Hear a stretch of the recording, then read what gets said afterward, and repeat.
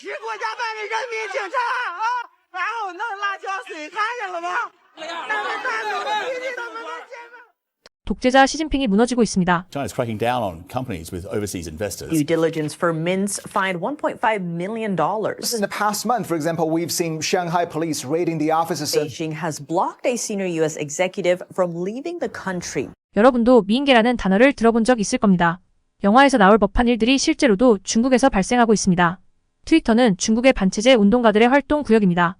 반체제 운동가는 중국의 공산주의에 반대하는 중국 내 자국민 출신의 자유운동가들을 말합니다.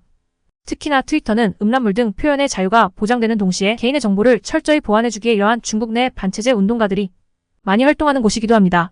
미국 정부가 이러한 반체제 운동가들을 유혹하는 트위터 계정 수만 개를 확보했으며 이들에 대한 접근 금지 방안을 시행하고 있던 것입니다. If you follow a lot of Chinese dissidents on Twitter, and I know you do, there are tons of spam accounts, mostly with profile pictures of young women. Well, it's hard to measure, but a Chrome extension called Pure Twitter, which was developed to deal with this issue, said it's blacklisting between 30 and 70 accounts a day. 이들은 주로 젊은 여자의 사진을 걸고 활동을 하며 몸캠피싱을 하듯 반체제 인사들의 치욕적인 모습을 영상으로 담아 괴롭혀왔습니다.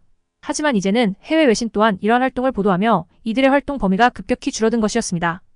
CNN은 중국의 반체제 운동가가 최근 중국 정부로부터 감금되어 수년간의 옥살이를 하고 있다는 소식을 확보하면서 앞선 중국의 사이버 미인계가 만천하에 드러나게 된 것이었습니다. 이 과정에서 실제로 중국의 대규모 댓글 부대가 존재한다는 것이 확인되었으며 중국의 해커들이 구글의 지메일 해킹과 특정 지역의 인터넷 통신을 마비하는 등 이런 만행들이 포착되기도 했습니다. 이제는 중국 내 반체제 운동가들의 활동이 더 자유로워진 것입니다. 중국 내 여론이 이러한 사실을 아는 것도 시간 문제가 되어버린 것이었습니다.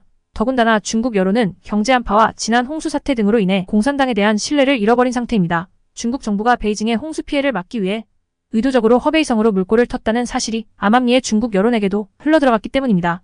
또한 지난 홍수 피해에 대한 무마로 중국 정부의 자작극까지 들켜버렸기 때문입니다. 由于他们的道路一会儿是湖，一会儿是路，使他们很难突破，冲锋舟也无法进入。 홍수 피해 당시 옥상에 있는 사람들을 구조하는 영상입니다. 중국 정부가 해당 영상을 내세워 대대적으로 홍보했으나 곧 거짓임이 밝혀졌습니다. 며칠 동안 고립됐다는 사람들이 마치 연기자를 연상케 하는 예쁘장한 여성과 의도적으로 다리를 노출시키는 장면, 그리고 어색한 연기력까지. 결정적으로 해당 장면에서는 실제 자동차 바퀴 절반만 잠긴 상태였고 사람들은 태연하게 구조 장면을 핸드폰으로 찍고 있었기 때문입니다. 전혀 위험하지 않은 상황을 마치 극적인 상황인 것 마냥 연출했던 것입니다.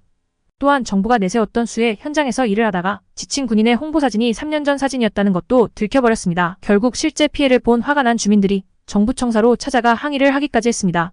아주 이례적인 일이었습니다.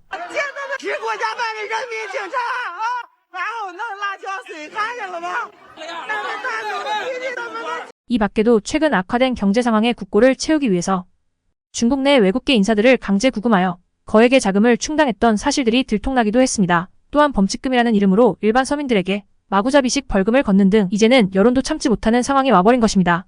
중국 경제의 3분의 1이라 말하는 부동산이 붕괴되고 수출 경제의 5분의 1이 붕괴됐습니다. 청년 2명 중 1명이 실직자입니다. 일할 곳이 없는 것입니다. 터무니없는 실업률에 중국 정부는 통계를 숨긴 지 오래입니다. 역사상 처음으로 중국의 인구가 줄고 있으며 최악의 출산율을 기록 중입니다. 서민들의 정신적인 지주였던 리커창이 안타까운 일을 당했으며 국민들은 그가 왜 떠났는지 알고 있지만 아무런 말도 하지 못합니다. 러시아의 고립도 한몫하고 있습니다. 서방 국가들의 금융 제재의 동맹국인 중국도 이제는 어쩌지 못하고 있습니다. 어쩌면 이들이 무너지는 것도 시간 문제일지도 모르겠습니다. 평등을 가장한 독재자들이 말입니다. 구독과 좋아요로 응원 부탁드리며 저는 이만 물러가겠습니다.